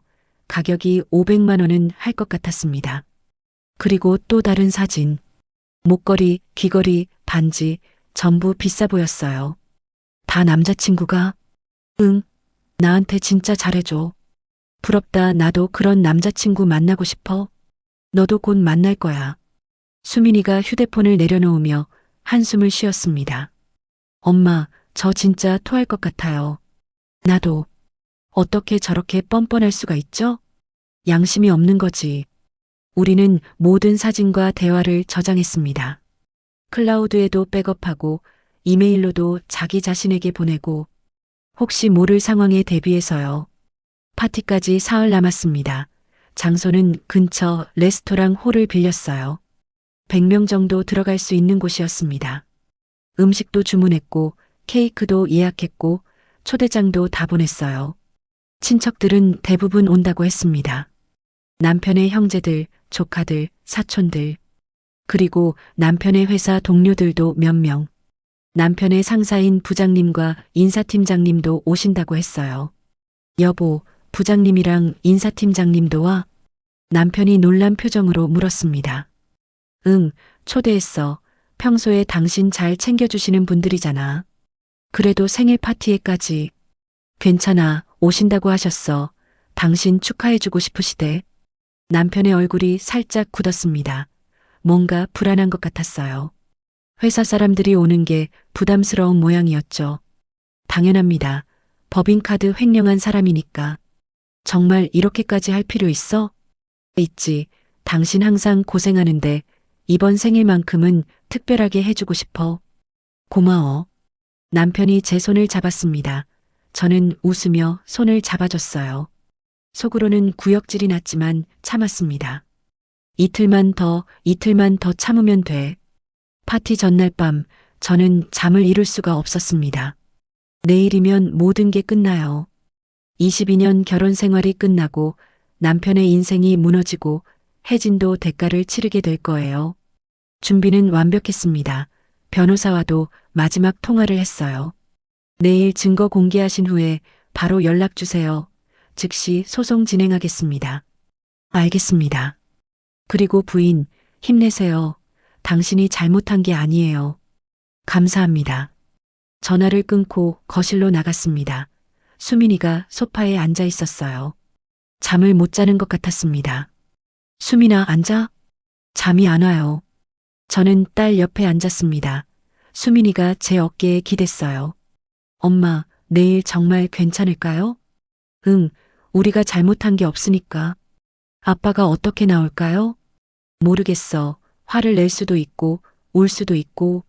무섭지 않으세요? 무서워. 근데 해야 해. 저도 무서워요. 근데 안 하면 더 후회할 것 같아요. 잘 생각했어. 우리는 한참을 그렇게 앉아 있었습니다. 말없이 서로의 온기만 느끼면서 내일이면 우리 가족은 완전히 달라질 거예요. 아니, 이미 달라졌죠. 한 달 전부터 진실을 알게 된 그날부터 파티 당일 아침이 밝았습니다. 10월의 맑은 토요일이었어요. 저는 일찍 일어나 준비를 시작했습니다. 옷을 골랐어요. 검은색 원피스? 장례식에 입는 것 같다고 수민이가 말했지만 적절한 것 같았습니다. 우리 결혼 생활의 장례식이니까. 남편은 기분이 좋아 보였습니다. 잘 차려입고 거울을 보며 넥타이를 매고 있었어요. 오늘 완벽해 보여야 하는데. 이미 완벽해. 고마워. 당신 덕분이야. 이렇게까지 준비해줘서. 당연하지, 남편인데. 남편이 저를 안았습니다. 포옹이 길었어요. 마치 마지막인 것처럼. 실제로 마지막이기도 했죠. 이게 우리의 마지막 포옹일 거예요. 사랑해. 남편이 속삭였습니다. 저는 대답하지 않았어요. 대답할 수가 없었습니다. 사랑한다고 말하는 것조차 거짓말 같았으니까. 오후 2시 레스토랑에 도착했습니다. 홀은 이미 장식이 되어 있었어요. 풍선, 꽃, 축하 현수막, 박재현 부장님 생일 축하합니다라고 적혀 있었죠. 아이러니했습니다. 축하가 아니라 심판의 자리인데. 사람들이 하나둘 모이기 시작했습니다. 친척들이 제일 먼저 왔어요. 남편의 형님, 동생, 조카들, 다들 선물을 들고 왔고 축하 인사를 했습니다. 재현아, 생일 축하해. 형님 오셨어요. 당연히 와야지, 동생 생일인데. 회사 사람들도 왔습니다. 부장님과 인사팀장님이 함께 오셨어요. 박 부장, 생일 축하하네. 부장님 오셨어요. 감사합니다. 부인께서 초대하셔서 왔지. 좋은 자리 만들어주셔서 고맙네요. 아닙니다. 와주셔서 제가 감사하죠. 저는 입구에서 사람들을 맞이했습니다. 웃으며, 악수하며, 감사 인사를 하며. 속으로는 심장이 터질 것 같았지만 겉으로는 완벽한 아내였어요. 그리고 3시쯤 혜진이 나타났습니다. 화려한 원피스를 입고 화장을 진하게 하고 남편이 사준 명품 가방을 들고 입구에 서 있는 제 눈앞에 섰어요. 안녕하세요, 아주머니. 혜진아, 왔구나. 네, 초대해 주셔서 감사해요. 들어와, 수민이가 기다리고 있어. 혜진이 홀 안으로 들어갔습니다. 그리고 남편과 눈이 마주쳤어요. 순간 두 사람 모두 굳었습니다. 하지만 곧 자연스러운 척 눈을 돌렸죠. 연기였습니다. 완벽한 연기, 하지만 저는 다 봤어요. 그 짧은 순간의 당황한 표정을. 모든 손님이 도착했습니다. 총 80명 정도 모였어요. 홀이 꽉 찼습니다. 저는 무대 옆에 준비해둔 노트북을 확인했어요. 프로젝터가 작동하는지, 파일이 제대로 저장되어 있는지, 모든 게 준비됐습니다. 수민이가 제 옆으로 왔습니다.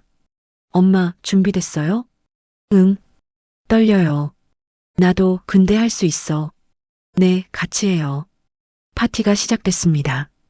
음식이 나오고 사람들이 담소를 나누고 남편이 여기저기서 축하를 받고 겉으로는 화기애애한 생일 파티였습니다. 하지만 곧 모든 게 바뀔 거예요. 저는 시계를 봤습니다. 4시. 케이크 자르는 시간이었어요. 그리고 그 후에 제가 준비한 서프라이즈가 기다리고 있습니다. 여러분, 잠시 주목해 주세요. 제 목소리가 홀에 울려 퍼졌습니다. 사람들이 저를 봤어요. 남편도 혜진도 모두가 오늘 이렇게 모여주셔서 감사합니다. 남편 생일을 축하하기 위해 먼 곳에서도 오셨는데 정말 고맙습니다. 박수 소리가 났습니다. 저는 깊게 숨을 들이마셨어요. 케이크를 자르기 전에 제가 준비한 작은 영상이 있습니다. 지난 22년간의 결혼 생활을 담은 영상인데요. 다 같이 보시죠. 남편이 제게 미소를 보냈습니다.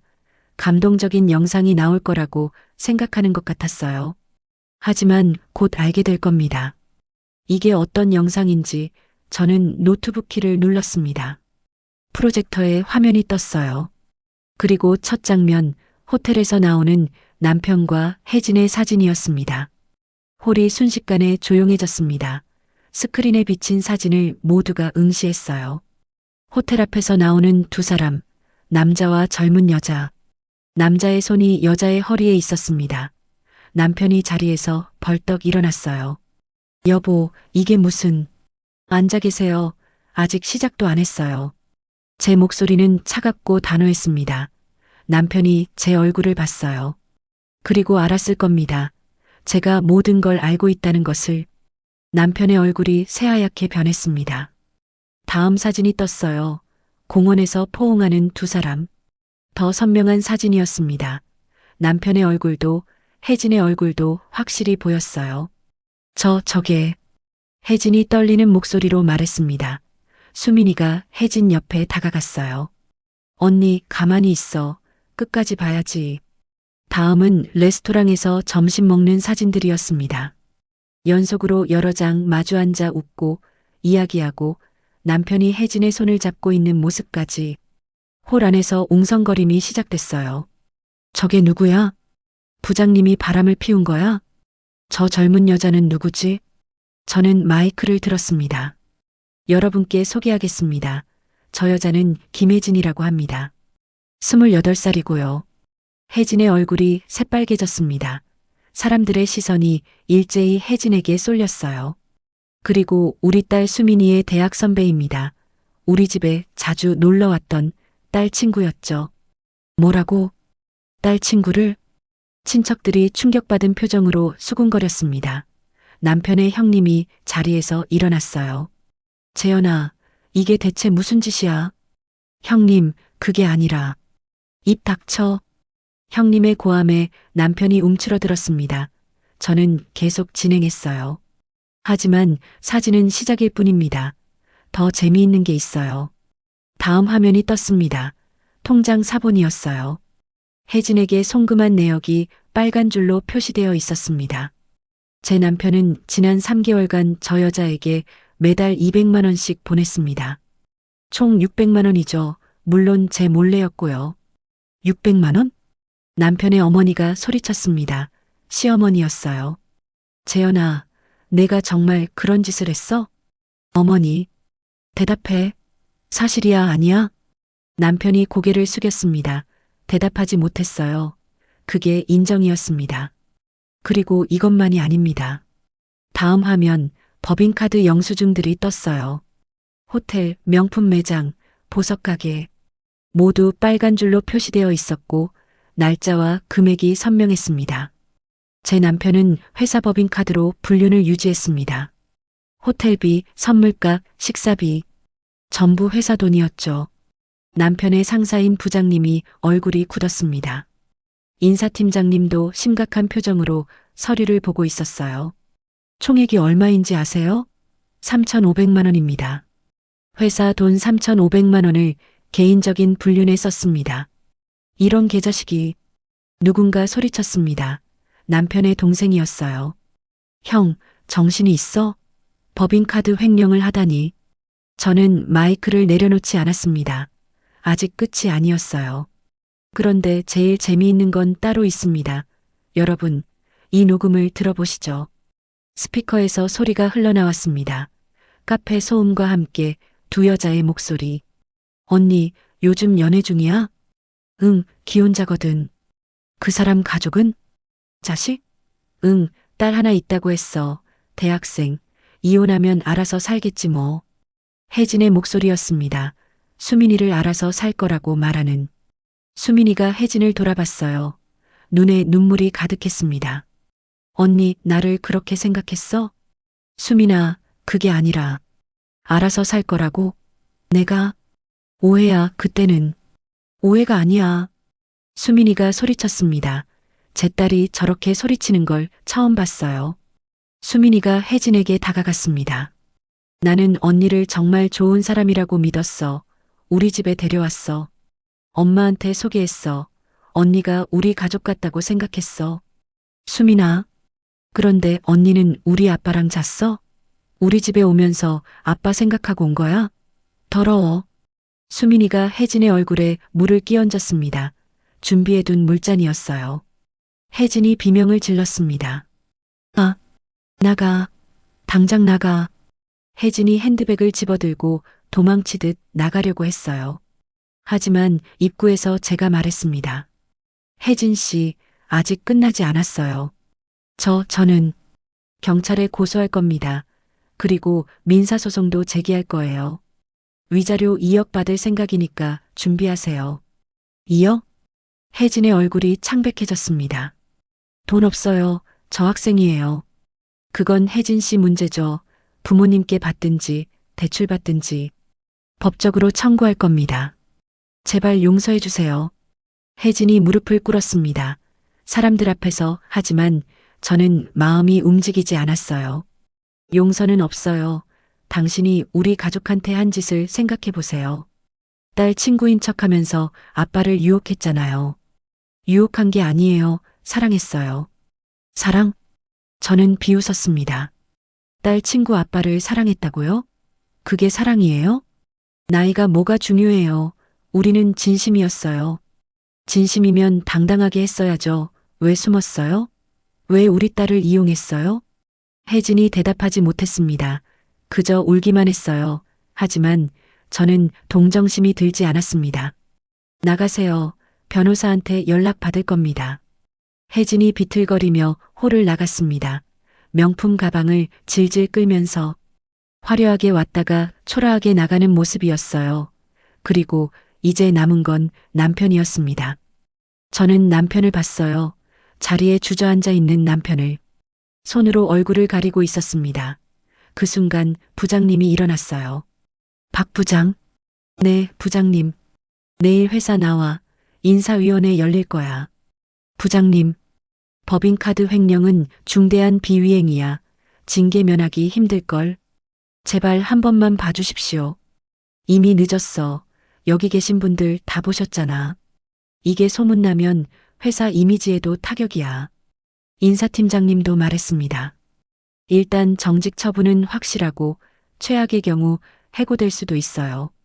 그리고 횡령액 변상도 해야 하고. 알겠습니다. 남편의 목소리가 떨렸습니다. 25년 다닌 회사, 부장까지 올라간 경력. 모든 게 무너지고 있었어요.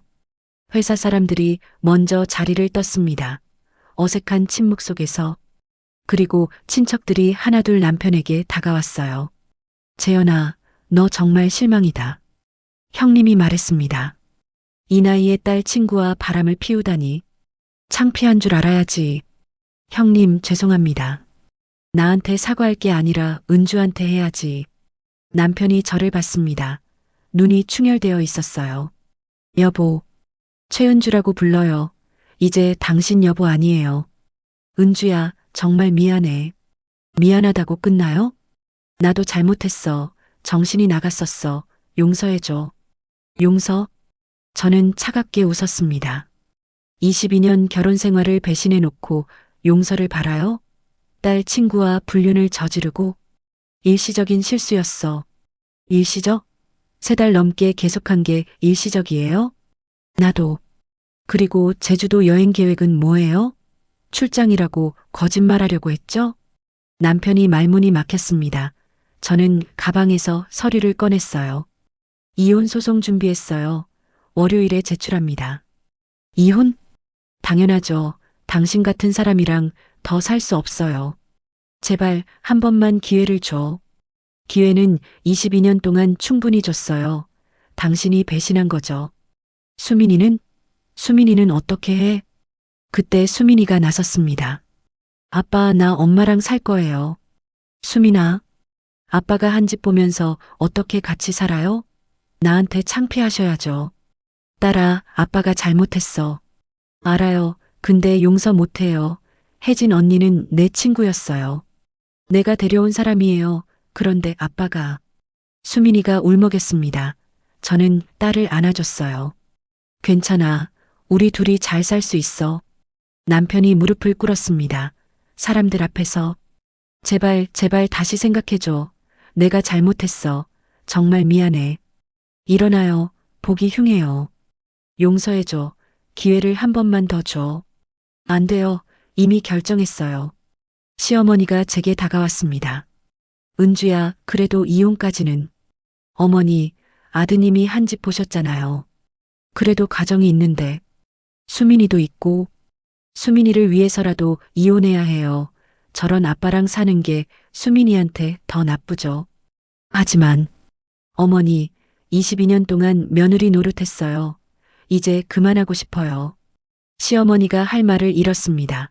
시아버지도 한숨만 쉬고 있었어요. 남편의 동생이 말했습니다. 형수님이 오라요. 형이 잘못했어요. 우리가 뭐라고 할 수 있겠어요. 고맙습니다. 친척들이 하나둘 자리를 떴습니다. 어색하고 무거운 분위기 속에서 생일 파티는 완전히 엉망이 됐어요. 케이크는 그대로 있고 음식은 차갑게 식었고 풍선과 꽃만이 공허하게 남아 있었습니다. 결국 홀에 남은 건 저와 수민이 그리고 무릎 꿇은 남편뿐이었어요. 남편이 계속 빌었습니다. 제발, 제발 이러지 마.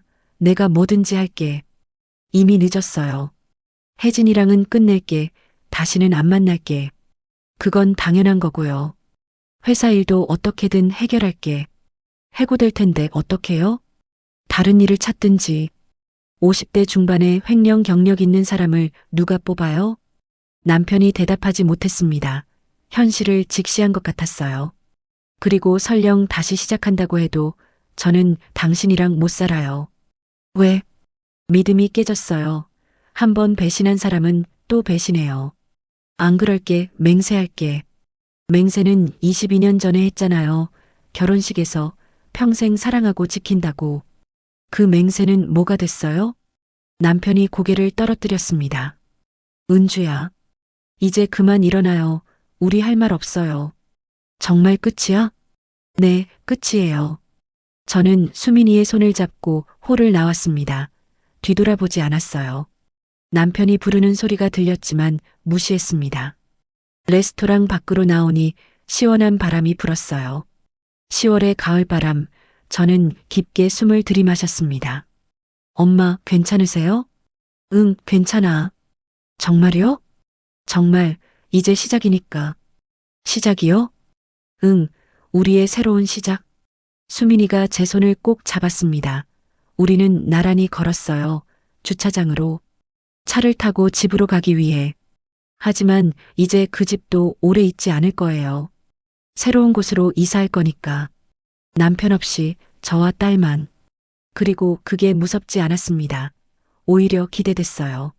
차 안에서 수민이가 물었습니다. 엄마, 이제 아빠랑 혜진 언니는 어떻게 돼요? 아빠는 회사에서 해고될 거야. 그리고 위자료 물어야 하고. 혜진 언니는요?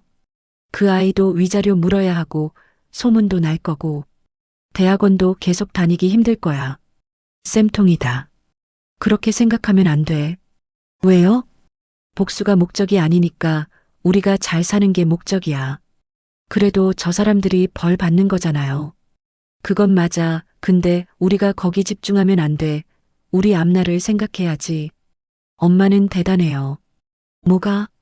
이렇게 냉정하게 처리할 수 있다는 게요. 나 같으면 울면서 못했을 것 같아. 엄마도 울고 싶어. 근데 참았어. 너 때문에. 저 때문에요? 응, 엄마가 무너지면 너도 무너질까봐. 그래서 강한 척했어. 고마워요, 엄마. 아니야, 엄마가 고마워. 내가 엄마 편 들어줘서. 집에 도착했습니다. 남편은 아직 안 왔어요. 당분간 안 올 것 같았습니다. 우리는 거실에 앉았어요. 조용했습니다. 하지만 편안한 고요였어요. 더 이상 긴장하지 않아도 됐고, 숨기지 않아도 됐고, 연기하지 않아도 됐습니다. 수민아. 네. 우리 이제 뭐 할까? 몰라요. 치킨이나 시켜 먹을까요? 저는 웃었습니다. 이런 날에 치킨이라니. 좋아, 시키자. 우리는 치킨을 시켜 먹으며 TV를 봤어요. 평범한 모녀처럼. 그리고 그게 참 씁쓸하면서도 후련했습니다. 월요일 아침, 저는 변호사 사무실에서 이혼 소송 서류에 서명했습니다. 수민이도 함께였어요. 증인 자격으로 변호사가 서류를 검토하며 말했습니다. 이 정도 증거면 일방적인 승소입니다. 상대방이 항변할 여지가 없어요. 얼마나 걸릴까요? 조정 단계를 거치지만 남편 측에서 인정하면 빠르면 3개월 안에 끝날 겁니다. 조정에서 합의할 생각 없어요. 재판으로 가시겠다는 거죠? 네, 정확히 판결받고 싶어요. 변호사가 고개를 끄덕였습니다. 그리고 또 다른 서류를 꺼냈어요. 혜진 씨에게 보낼 내용 증명입니다. 위자료 2억 원 청구와 함께 불법행위에 대한 사과 요구가 들어가 있어요. 바로 발송해 주세요. 알겠습니다. 그리고 남편분 회사 쪽에도 법인카드 횡령건으로 증거 자료를 제출하시겠어요? 당연하죠. 회사에서 제대로 처리해야죠. 그럼 회사 감사팀에 공문을 보내겠습니다. 모든 서류가 정리됐습니다. 이제 법적 절차가 시작되는 거예요. 돌이킬 수 없는 길 하지만 후회는 없었습니다. 사무실을 나오는데 수민이가 휴대폰을 보며 말했습니다. 엄마, 이거 봐요. 수민이가 보여준 건 대학 커뮤니티였어요. 이미 소문이 퍼져 있었습니다. 혜진 선배 불륜 사건 실화냐? 친구 아빠랑 바람 피운 거 맞음. 내가 그 파티 있었음. 미친, 저게 사람이야? 학교 망신시키네. 제적시켜야 함. 댓글이 수백 개 달려 있었어요. 전부 혜진을 비난하는 내용이었습니다. 빠르네. 소문은 원래 빨라요. 그날 파티에 사람들 많았잖아요. 혜진이 학교 생활 힘들겠네. 당연하죠. 저런 짓 하고 어떻게 학교를 다녀요. 그날 오후 남편에게서 전화가 왔습니다. 받지 않았어요. 문자가 왔습니다. 회사에서 정직 6개월 처분 받았어. 급여도 50% 삭감이야. 제발 만나줘. 이야기하자. 삭제했습니다. 도와줄 이유가 없었어요. 남편이 자초한 일이니까. 저녁에 시어머니에게서 전화가 왔습니다. 은주야, 나야. 네, 어머니. 재현이 정직당했다며. 들었어요. 은주야, 너무한 거 아니니? 제가 뭐래요? 아무리 그래도 가족인데 좀 도와주면 안 되겠니? 어머니, 22년 동안 가족으로 살았어요. 그런데 아들이 뭘 했는지 아세요? 그래도 어머니, 저는 피해자예요. 가해자 편 들지 마세요. 은주야. 그리고 어머니, 이혼 소송 진행 중이에요. 앞으로 연락하지 마세요. 전화를 끊었습니다. 손이 떨렸지만 후회하지 않았어요. 이제 선을 긋는 거였습니다. 화요일 남편 회사에서 연락이 왔습니다. 인사팀장님이었어요. 부인, 박 부장건으로 연락드렸습니다. 네, 말씀하세요. 정직 6개월 후 복직 여부를 재검토하기로 했습니다. 사실상 해고 수순이에요. 그렇군요. 그리고 횡령액 변상 기한이 이번 주 금요일까지입니다. 못 갚으면 형사고발 들어갑니다. 알겠습니다. 혹시 부인께서 도와주실 생각은? 없습니다. 제가 왜 남편 범죄를 도와요? 알겠습니다. 남편이 그 돈을 구할 수 있을까요? 아마 어려울 거예요. 시댁에서도 도와주지 않을 테고 친구들도 소문 듣고 피할 테니까. 수요일 혜진에게서 연락이 왔습니다. 저에게 직접 온 게 아니라 수민이에게 왔어요. 수민아, 제발 너희 엄마 좀 말려줘. 2억은 너무 많아. 나 학생이야. 돈이 어디 있어? 그건 언니 문제지. 우리가 왜 신경 써? 제발 나 인생 끝났어. 학교도 못 다니겠어. 사람들이 다 손가락질해. 당연하지. 언니가 한 짓 생각해봐. 제발 한 번만 용서해줘. 위자료 줄일 수 없어? 안 돼. 우리 엄마 말대로 2억 다 받을 거야. 수민아. 그리고 언니, 다시는 연락하지 마. 보기 싫어. 수민이가 전화를 끊고 말했습니다. 엄마, 혜진 언니 완전 무너졌대요. 그래. 학교도 못 다닌대요. 사람들이 다 피한대. 자업자득이지. 맞아요. 목요일 저녁 집 앞에서 남편을 마주쳤습니다. 현관 앞에 앉아 있었어요. 초췌한 모습이었습니다. 며칠 사이에 많이 늙어 보였어요. 은주야, 왜 여기 있어요? 만나줘, 제발. 할 말 없어요. 갚아야 할 돈 못 구했어. 내일까지인데. 그래서요? 도와줄 수 없어? 안 돼요. 제발 형사고발 당하면 정과자야. 그건 알아서 하세요. 은주야. 남편이 제 팔을 잡았습니다. 저는 뿌리쳤어요. 손 떼요. 제발 이러지 마. 나 정말 죽고 싶어. 그럼 죽든지. 뭐라고? 제가 왜 도와줘야 해요? 저한테 한 짓 생각해봐요. 미안해. 정말 미안해. 미안하다고 끝나요? 내 인생 22년을 돌려줄 수 있어요? 남편이 대답하지 못했습니다. 이제 그만 가세요. 경찰 부를 거예요. 은주야. 가라고요. 제 목소리에 남편이 움찔했습니다. 그리고 천천히 일어나 떠났어요. 뒷모습이 처량했습니다. 하지만 저는 마음이 흔들리지 않았어요. 금요일 오후 남편이 결국 돈을 구하지 못했다는 소식을 들었습니다. 회사에서 형사 고발했다고 해요. 업무상 횡령 혐의, 남편은 이제 정과자가 될 거예요. 그리고 회사에서도 완전히 쫓겨날 거고요. 주말에 수민이가 또 커뮤니티를 보여줬습니다. 엄마, 혜진 언니 대학원 자퇴했대요. 정말? 네, 교수님이 권고했대요. 학교 이미지 때문에. 자업자득이네. 그리고 고향으로 내려갔대요. 서울에 못 있겠다고. 부모님이 뭐래? 엄청 화났대요. 2억 위자료 어떻게 내냐고. 집까지 팔아야 할 수도 있대요. 혜진의 인생이 완전히 무너지고 있었습니다. 28살 대학원생이었던 그 아이는 이제 자퇴생이 됐고 2억 빚쟁이가 됐고 가족에게도 버림받았어요. 서울을 떠나 지방으로 내려가 숨어 살아야 하는 신세가 된 거죠. 다음 주 월요일 법원에서 첫 조정 기일이 있었습니다. 남편도 나왔어요. 변호사 없이 혼자. 변호사 비용을 구할 수 없었나 봅니다. 조정위원이 물었습니다. 박재현 씨, 부인의 이혼 청구를 인정하십니까? 네. 재산 분할과 위자료 청구도 인정하십니까? 금액이 너무 큽니다. 15억은. 증거가 명확합니다. 불륜, 법인카드 횡령, 모두 사실이죠? 네. 그럼 이 정도 금액은 적정합니다. 인정하십니까? 남편이 고개를 숙였습니다. 인정합니다. 그럼 조정 성립입니다. 생각보다 빨랐습니다. 남편이 모든 걸 인정한 거예요. 저항할 힘도 의지도 없는 것 같았습니다. 조정실을 나오면서 남편이 말했습니다. 은주야, 마지막으로 한마디만. 뭔데요? 나 정말 후회해. 왜 그랬는지 모르겠어. 늦었어요. 근데 그래도 말하고 싶었어. 미안하다고. 알았어요. 그럼 이제 각자 살아요. 수민이는 잘 부탁해. 당연히 잘 키울 거예요. 아빠 없이도. 남편의 눈에 눈물이 맺혔습니다. 하지만 저는 돌아섰어요. 뒤돌아보지 않았습니다. 그로부터 한 달 후 모든 게 정리됐습니다. 이혼 판결이 확정됐어요. 저는 15억을 받았고 남편은 빈털터리가 됐습니다. 회사에서도 정식으로 해고됐고 횡령건으로 벌금형을 받았어요. 정과자가 된 거죠.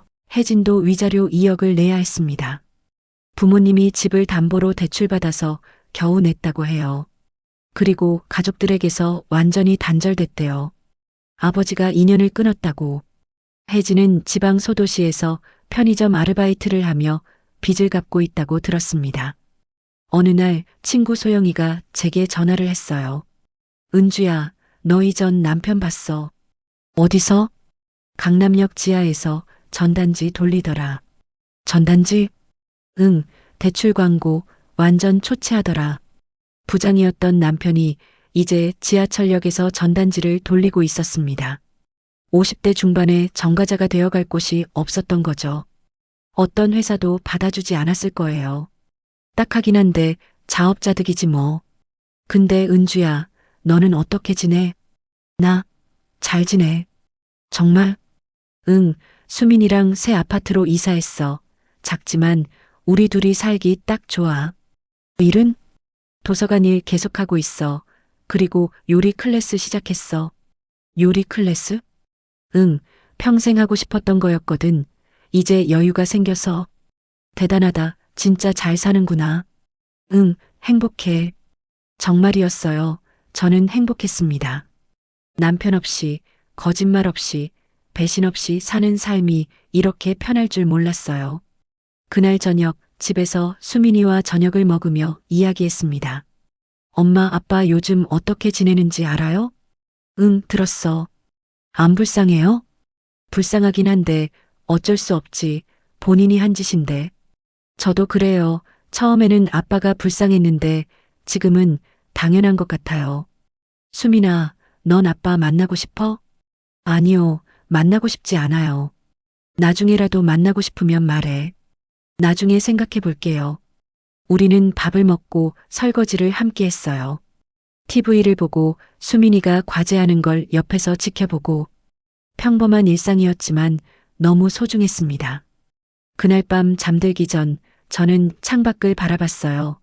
도시의 불빛이 반짝였습니다. 어디선가 남편도 저 불빛을 보고 있을까요? 후회하면서. 하지만 이미 늦었어요. 모든 게 끝났습니다. 이제 저와 수민이의 새로운 시작만 남았어요. 그리고 그게 무섭지 않았습니다. 오히려 설렜어요. 1년이 흘렀습니다. 계절은 다시 가을이었어요. 작년 이맘때 모든 게 시작됐죠. 남편의 배신을 알게 된 것도, 증거를 모은 것도, 그 끔찍한 생일 파티도. 하지만 지금의 저는 작년과 완전히 다른 사람이었습니다. 더 강하고, 더 자신감 있고, 무엇보다 행복했어요. 엄마, 오늘 예약 10팀이에요. 수민이가 환하게 웃으며 말했습니다. 우리가 6개월 전에 시작한 요리 클래스 은주의 식탁은 입소문을 타고 인기가 높아졌어요. 작은 공간이었지만 매일 손님들로 가득 찼습니다. 주부들, 대학생들, 직장인들, 요리를 배우고 싶어 하는 사람들이 찾아왔고 저는 평생 해보고 싶었던 일을 하고 있었어요. 정말? 그럼 재료 더 준비해야겠네. 제가 준비할게요. 엄마는 레시피 점검하세요. 수민이는 제 최고의 조수였습니다. 학교를 다니면서도 틈틈이 와서 도와줬어요. 디자인을 전공하는 딸은 우리 가게 인테리어도 직접 했고, 로고도 만들었고, SNS 마케팅도 맡았습니다. 처음에는 딸에게 짐 되는 거 아닐까 걱정했는데, 수민이가 말했어요. 엄마, 이거 제 꿈이기도 해요. 나중에 제 브랜드 만들고 싶거든요. 딸이 이렇게 의젓하게 컸다는 게 자랑스러웠습니다. 오전 수업이 끝나고 점심을 먹으러 근처 식당에 갔습니다. 우리 단골집이었어요. 자리에 앉으려는데 익숙한 뒷모습이 보였습니다. 구석자리에 앉아있는 남자, 초라한 점퍼를 입고 고개를 숙이고 밥을 먹고 있었어요. 남편이었습니다. 엄마, 저기. 수민이도 봤나 봅니다. 저는 고개를 끄덕였어요. 우리는 가장 먼 자리에 앉았습니다. 남편은 우리를 못 본 것 같았어요. 아니, 못 본 게 아니라 못 본 척 하는 걸 수도 있었죠. 남편의 앞에는 김치찌개 하나만 놓여 있었습니다. 가장 저렴한 메뉴. 예전에 남편은 한 끼에 5만 원짜리 스테이크를 먹곤 했는데 이제는 6천 원짜리 김치찌개로 끼니를 때우고 있었어요. 엄마, 아빠 참 많이 늙었네요. 수민이가 작은 목소리로 말했습니다. 맞았어요. 1년 만에 남편은 10년은 늙어 보였습니다. 머리는 희끗희끗했고 등도 굽었고 얼굴에는 생기가 없었어요. 50대 중반이지만 60대처럼 보였습니다. 불쌍해 보이네요. 그래도 자기가 한 짓이니까. 맞아요. 근데 그래도 불쌍해요. 저도 같은 마음이었습니다. 화가 나지는 않았어요. 오히려 안쓰러웠습니다. 저렇게까지 망가질 줄은 몰랐거든요. 하지만 이게 현실이었어요. 배신의 대가, 잘못된 선택의 결과. 남편이 밥을 다 먹고 일어났습니다. 계산을 하고 밖으로 나가는 뒷모습을 봤어요. 어깨가 축 처져 있었고 걸음걸이도 힘이 없었습니다. 완전히 다른 사람 같았어요. 한때는 당당했던 대기업 부장이었는데 이제는 그저 길거리의 한 명의 초라한 중년 남자일 뿐이었습니다. 엄마, 괜찮으세요? 응, 괜찮아. 후회돼요? 뭐가? 이혼한 거요. 아니, 전혀. 정말이었어요. 후회하지 않았습니다. 오히려 잘한 선택이었다고 확신했어요. 만약 용서했다면 어땠을까요? 계속 의심하며 살았을 거예요. 또 배신당할까봐 불안해하며. 그보다는 혼자 사는 게 훨씬 나았습니다. 다음 주 소영이가 가게에 놀러 왔습니다. 은주야, 여기 정말 예쁘다. 고마워, 수민이가 꾸민 거야. 수민이 진짜 재능 있네. 나중에 우리 가게도 좀 꾸며줘. 당연하죠, 소영이모. 수민이가 웃으며 대답했습니다. 소영이가 자리에 앉으며 말했어요. 은주야, 너 요즘 완전 행복해 보인다. 응, 행복해. 얼굴이 밝아졌어, 진짜로. 그래. 응, 작년 이맘때 생각나? 그때 너 얼마나 힘들어했는데. 기억나지? 매일 울었었어. 근데 지금은 완전 달라. 새 사람 같아. 새 사람 맞아. 나도 그렇게 느껴. 정말 새 사람이 된 기분이었어요. 남편이라는 짐을 내려놓으니 몸도 마음도 가벼웠습니다. 눈치 볼 필요도 없고 거짓말을 들을 필요도 없고 배신당할 걱정도 없었어요. 저 혼자 그리고 딸과 함께 만들어가는 인생. 그게 참 좋았습니다. 소영아, 있잖아. 응? 나 이제 진짜 용서했어. 진짜? 응, 남편도 혜진이도. 대단하다. 어떻게 그럴 수 있어? 복수는 끝났으니까 이제 내 인생을 살고 싶어서. 복수는 이미 충분했어요. 남편은 모든 걸 잃었고 혜진도 인생이 망가졌고 그들이 받을 만큼 받았죠. 더 이상 그들에게 신경 쓰고 싶지 않았습니다. 제 에너지를 그들에게 낭비하기보다는 제 행복에 쓰고 싶었어요. 한 달 후 수민이가 중요한 발표를 한다고 했습니다. 가게에 앉아서 저녁을 먹으며 수민이가 말했어요. 엄마, 나 유학 가려고 해. 유학? 어디로? 이탈리아, 디자인 공부하려고. 이탈리아? 응, 장학금도 받았어. 학비 전액. 대단한데? 언제 준비했어? 몰래 준비했어요. 엄마 놀라게 해주고 싶어서. 눈물이 났습니다. 기쁨의 눈물이었어요. 제 딸이 이렇게 훌륭하게 컸다니. 작년의 상처를 딛고 더 강해졌고 더 큰 꿈을 꾸고 있었어요. 엄마, 울지 마세요. 기쁜 눈물이야. 너무 자랑스러워. 근데 엄마 혼자 두고 가는 게 걱정돼요. 걱정하지 마. 엄마 잘 살 수 있어. 정말요? 응, 엄마 이제 혼자도 잘해. 고마워요, 엄마. 강하게 키워줘서. 아니야, 내가 스스로 강해진 거야. 우리는 서로를 안았습니다. 작년 이맘때도 이렇게 안았었죠. 하지만 그때는 고통의 포옹이었고 지금은 기쁨의 포옹이었어요. 수민이가 떠나는 날 공항에서 배웅했습니다. 엄마, 자주 전화할게요. 그래, 공부 열심히 하고. 엄마도 건강 챙기시고 요리 클래스 너무 무리하지 마세요. 알았어, 걱정 마. 엄마 사랑해요. 나도 사랑해, 딸아. 수민이가 게이트로 들어갔습니다. 뒤돌아서 손을 흔들며 웃고 있었어요. 제 딸, 제가 지켜낸 딸. 혼자서도 당당하게 세상을 살아갈 수 있는 강한 여자로 컸어요. 그게 제일 자랑스러웠습니다. 혼자 집에 돌아왔습니다. 조용했어요. 하지만 외롭지 않았습니다. 이 고요함이 편했어요. 거실 소파에 앉아 창밖을 바라봤습니다. 해가 지고 있었어요. 노을이 아름다웠습니다. 1년 전 오늘 저는 남편의 배신을 알고 절망했었죠. 세상이 무너지는 것 같았어요. 하지만 지금은 달라요. 세상은 무너진 게 아니라 재건됐습니다. 더 단단하게, 더 아름답게. 휴대폰을 꺼내 사진첩을 열어봤어요. 1년 전 사진들. 남편과 함께 찍은 가족 사진들. 예전에는 이 사진들을 보면 화가 났는데 이제는 담담했습니다. 그냥 과거일 뿐이에요. 행복했던 순간도 있었고 불행했던 순간도 있었고 그게 인생이니까. 문득 혜진이가 궁금해졌습니다. 어떻게 지내고 있을까? 28살 한창 좋을 나이에 인생이 꼬여버린 거죠. 불쌍한가요? 조금은요. 하지만 선택에는 책임이 따르는 법이니까요. 며칠 후 요리 클래스에 새로운 학생이 왔습니다. 40대 여성이었는데 수업 후에 다가와 말했어요. 선생님, 저도 선생님처럼 되고 싶어요. 저처럼요? 네, 이혼하고 새로운 일 시작한 거요. 저도 지금 이혼 준비 중이거든요. 그래요? 남편이 바람 피웠어요. 용서할 수 없어서. 순간 1년 전 제 모습이 보였습니다. 힘들으시겠어요. 네, 근데 선생님 보니까 용기가 나요. 선생님도 이겨내셨잖아요. 이겨냈다기보다는 그냥 계속 살았어요. 하루하루. 그래도 지금 행복해 보이세요. 행복해요, 정말로. 저도 그렇게 될 수 있을까요? 당연하죠. 시간이 필요할 뿐이에요. 그 여성이 울먹이며 고개를 끄덕였습니다. 저는 그분의 손을 잡아줬어요. 따뜻하게.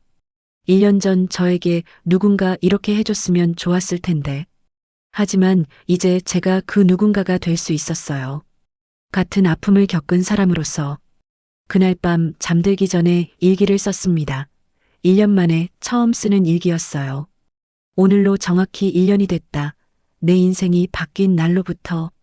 처음에는 끝인 줄 알았다. 22년 결혼 생활이 무너지고 믿었던 사람에게 배신당하고 세상이 무너지는 것 같았다. 하지만 지금 생각해보니 그건 끝이 아니라 시작이었다. 진짜 내 인생의 시작. 남편 없이, 거짓말 없이, 나로서 사는 인생. 그리고 깨달았다. 복수보다 중요한 건 잘 사는 것이라고. 상대를 망가뜨리는 것보다 내가 행복해지는 게 진짜 승리라고. 수민이는 이탈리아로 떠났다. 내 딸, 내가 지켜낸 딸이 이제 혼자 날개를 펼치고 있다. 자랑스럽다. 그리고 나도 계속 날아갈 것이다. 52세, 결코 늦지 않았다. 오히려 이제 시작이다. 일기장을 덮고 불을 껐습니다. 어둠 속에서도 마음은 밝았어요. 내일이 기대됐습니다. 모레도, 그 다음 날도. 앞으로의 모든 날들이 기다려졌어요. 왜냐하면 이제 제 인생이니까. 온전히 저만의 인생, 그리고 그게 참 행복했습니다. 배신은 끝이 아니었습니다. 오히려 새로운 시작의 신호였어요. 22년간 아내로만 살았던 제가 이제는 온전한 나로 살아가고 있습니다. 딸 친구와 바람을 피운 남편, 믿었던 친구를 배신한 여자. 그들은 모두 대가를 치렀습니다. 하지만 제가 배운 건 복수가 아니라 잘 사는 것이 진짜 승리라는 거였어요. 52세의 저는 지금 인생에서 가장 행복합니다.